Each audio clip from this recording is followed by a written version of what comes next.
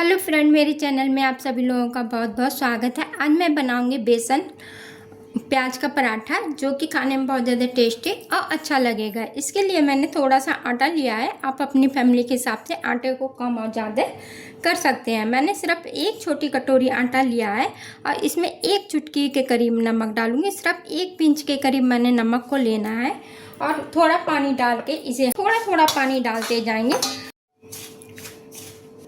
देखिए, बिल्कुल नॉर्मल सा आटा मैंने नरम सा आटा गूंद लिया है। इस तरह से मुक्के मार मार के गूंदेंगे तो ये आटा हमारा बहुत सॉफ्ट और स्मूथ गूंद के तैयार होगा। जितना हम आटे में मुक्के मार मार के गूंदेंगे ना, उतना ही आटा हमारा अच्छी तरह से मुलायम और बनता है। चलिए, इसी तरह से हम इसे गूंद लेंगे और इसे 10 मिनट के लिए ढक के इसे रख देंगे, जिससे ये थोड़ा सा सॉफ्ट हो जाए। चलिए, इसे ढक के रख देते हैं। आगे की तैयारी करते हैं। गैस को ऑन करके पैन को रखेंगे। पैन में हम डालेंगे थोड़ा सा, सिर्फ हमें बहुत थोड़ा सा घी डालना है। 2 चम्मच के करीब मैं इसमें घी डाल रही हूँ। इससे ज़्यादा नहीं डालना है, नहीं तो हमारा जो पराठा बनेगा उसके अंदर घी ना बहुत ज़्यादा उधर ऊपर रहेगा। तो हमें बहुत थोड़ा घी डालना है। जैसे ही घी गर्म हो जाएगा उसमें हम डालेंगे अजवाइन, लहसुन अदरक बारीक कटी हुई,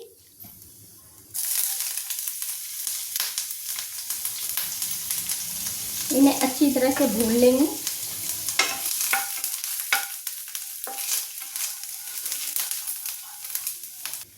थोड़ा सा जाएगा इसमें धनिया पाउडर, लाल मिर्च पाउडर, तो नमक टेस्ट के अकॉर्डिंग डाल लें। जिस तरह से भी आप नमक खाना पसंद करते हैं आप उस तरह से नमक डालेंगे। थोड़ा सा पानी डाल के इसे हम भून लेंगे। बहुत थोड़ा सा पानी जाएगा इसमें, 1 चम्मच के करीब मैं पानी इसमें डाल दूँगी और मसालों को अच्छी तरह से भून लेंगे। 2 चम्मच बेसन डालेंगे। बेसन आप छान के लें। चलिए, इसे भी हम मसाले के साथ भून लेंगे। देखिए, बेसन अच्छी तरह से भून चुका है। इसमें से बढ़िया सी खुशबू आने लग गई है। अब इसी समय हम इसमें डालेंगे प्याज। प्याज को मैंने एक बड़ी सी प्याज ली थी, इन लंबाई में इस तरह से काट लिया। चलिए, इसे भी डाल देंगे। बेसन के साथ इसे अच्छी तरह से भून लेंगे। जब तक इसे प्याज को भूनेंगे जब तक ये नॉर्मल नहीं हो जाती है। देखिए, 1-2 मिनट में प्याज हमारी अच्छी तरह से भून चुकी है, नॉर्मल हो गई है। अब इसमें थोड़ी सी जाएगा आमचूर पाउडर। इसकी जगह आप चाट मसाला भी डाल सकते हैं। थोड़ी सी जाएगी इसमें कस्तूरी मेथी, इससे इसका टेस्ट और भी अच्छा आएगा। देखिए, इस तरह से इसको चारों तरफ फैला देंगे और अच्छी तरह से इसके साथ इसे मिक्स कर लेंगे। चलिए, गैस को अब हम कर देंगे बंद और इसे ठंडा होने के बाद के पराठे बनाते हैं।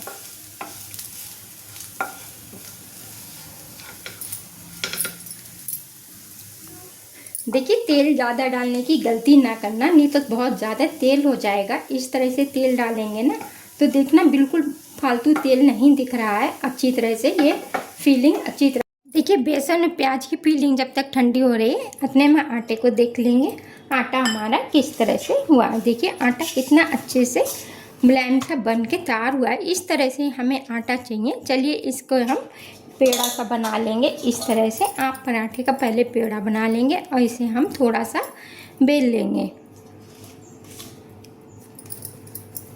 पराठा आप जितना मोटा पतला बनाना चाहें आप उस तरह से बना सकते हैं। देखिए, इस तरह से हाथों से इसको फैला लेंगे। इस तरह से जितना आप बड़ा करना चाहें, बीच में थोड़ा सा मोटा रखेंगे, बाकी हम किनारे से इसको पतला रखेंगे। इस तरह से बीच से हिस्सा ये जो वाला है इसे हमें मोटा रखना है इसको।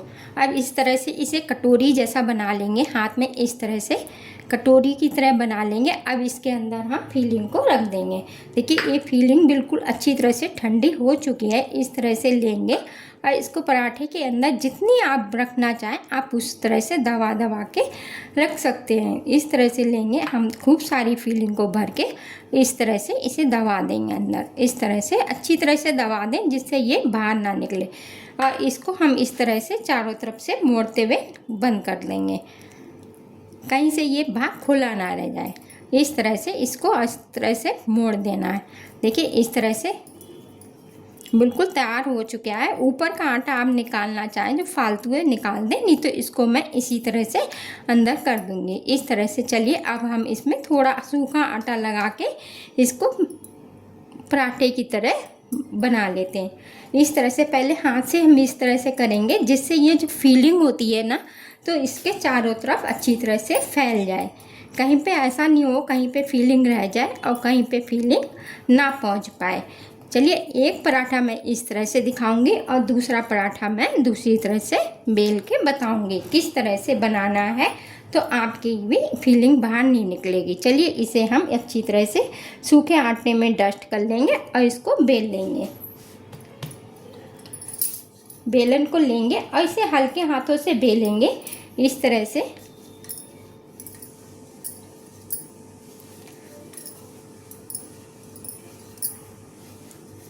इस तरह से इसे बेलते जाएंगे। देखिए पराठा अच्छी तरह से पूरा बढ़ चुका है। इतना जितना बड़ा आपको बनाना है उतना बड़ा आप बना सकते हैं। चलिए इसे हम एक साइड पे रखेंगे और दूसरा बना के आपको दिखाती हूँ। देखिए इस तरह से दोनों साइड से फटा भी नहीं है। इसको रख देंगे एक प्लेट में और इसी में हम दूसरा बना के दिखाते हैं। देखिए छोटी छोटी सी 2 लोइयाँ बना लेंगे। इस तरह से 2 पेड़े बना लेने हैं, ज़्यादा बड़े नहीं बनाने, छोटे छोटे से बनाने हैं। और इनको हम पूरी की तरह पहले बेल लेंगे। जैसे पूरी बनाते हैं उस तरह से हमें इन्हें सूखे आटे में डस्ट करके और इन्हें हमें बेल लेना है। दोनों पूरियों को बेल लेते हैं इस तरह से। देखिए चलिए दोनों पूरियाँ बेल लेंगे, उसके बाद बताती हूँ आपको। इस तरह से इतनी छोटी हमें बेलनी है, इससे ज़्यादा इस तरह से हम पूरी को बना लेंगे। देखिए ये, चलिए दोनों इस तरह से बना लेते हैं।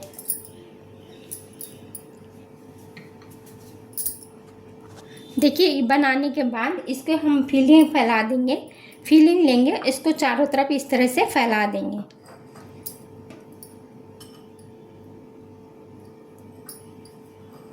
ये ना फटने का डर है और अब बहुत आराम से बन जाता है ये। इस तरह से लेंगे। देखिए इस तरह से किनारे को थोड़े छोड़ते हुए इन्हें हमें चारों तरफ फैला देना है। और इस तरह से अब दूसरी रोटी जो बना के रखी थी छोटी सी, इसको भी ऊपर से हम इसके रख देंगे और इधर से प्रेस करते हुए इसे हम अच्छी तरह से प्रेस कर देंगे और इसको अब बेल लेंगे। इस तरह से करते हुए इसे हमने बेल लेना है। थोड़ा सा सूखा आटा डस्ट करने के बाद इसे हम अच्छी तरह से बना लेंगे। चलिए इस तरह देखिए, इस तरह से बहुत आसान है, ये हर कोई बना सकता है। ये बनाना बहुत ही आसान है। चलिए इसे देखिए कितने आराम से ये बढ़ रहा है। देखिए कोई ना फटने का डर और ना कुछ डर है इसमें, देखना इस तरह। चलिए अब हम चलेंगे गैस की तरफ। देखिए एक बार उठा के दिखा देंगे आप लोगों को। देखिए गैस को ऑन करके तवे को रख दिया है। तवे हम लगाएंगे थोड़ा चिकना, क्योंकि हम पराठा बना रहे हैं तो पराठे में थोड़ा सा हम पहले तवे में चिकना लगा लेंगे। चलिए अब हम इसके ऊपर पराठे को डाल देंगे। आप इस लोहे के तवे में बनाना चाहें आप उसमें भी बना सकते हैं, उसमें भी पराठा बहुत अच्छा सिकता है। चलिए इसे एक साइड सिकने देंगे। देखिए ये ऊपर से सिक चुका है। अब हमें इन्हें दूसरी साइड पलट देंगे।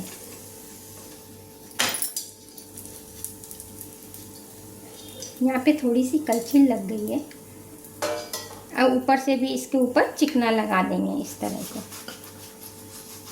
उलट पुलट करके इसे हम ब्राउन होने तक सेक लेंगे।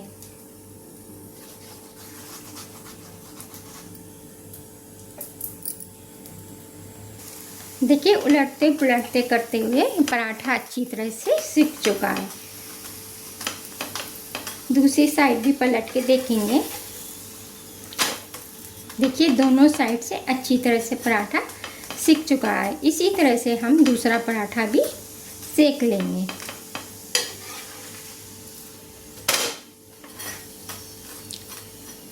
किनारे को इस तरह से दबाते हुए सेकेंगे तो किनारे से भी अच्छे से पराठा सेक के तैयार होता है। नहीं तो कई बार ऐसे होता है ना, इधर जो किनारे हैं इधर कच्ची रह जाती हैं।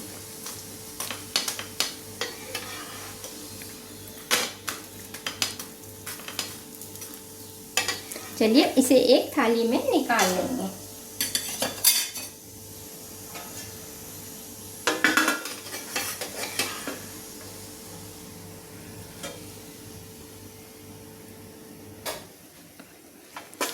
चलिए इसी तरह से दूसरा पराठा भी सेक लेंगे।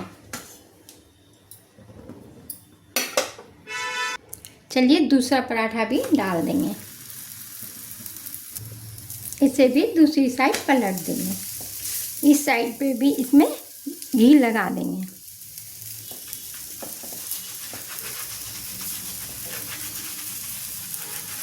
उलटते पुलटते इसे भी इसी तरह से सेक लेंगे।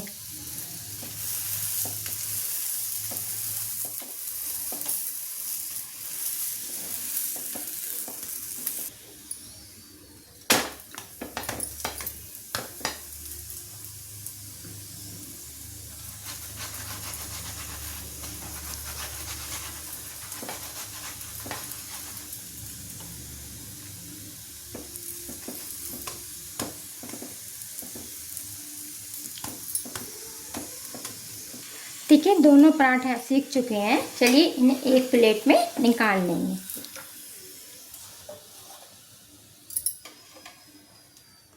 चलिए आपको इसकी फीलिंग दिखाते हैं। इस पराठे को देखें, ये अपने आप ही खुल जाता है। इस पराठे को देखिए कितनी अच्छी फीलिंग भर के तैयार हुई है। कैसे लगी आज की रेसिपी? आप लोगों को अच्छी लगी है तो लाइक कीजिए, सब्सक्राइब कीजिए और कमेंट करके हमें ज़रूर बताया कीजिए हमारी रेसिपी आप लोगों को कैसी लगती है। चलिए मिलते हैं अगली नई रेसिपी के साथ। हंसते रहिए, मुस्कुराते रहिए।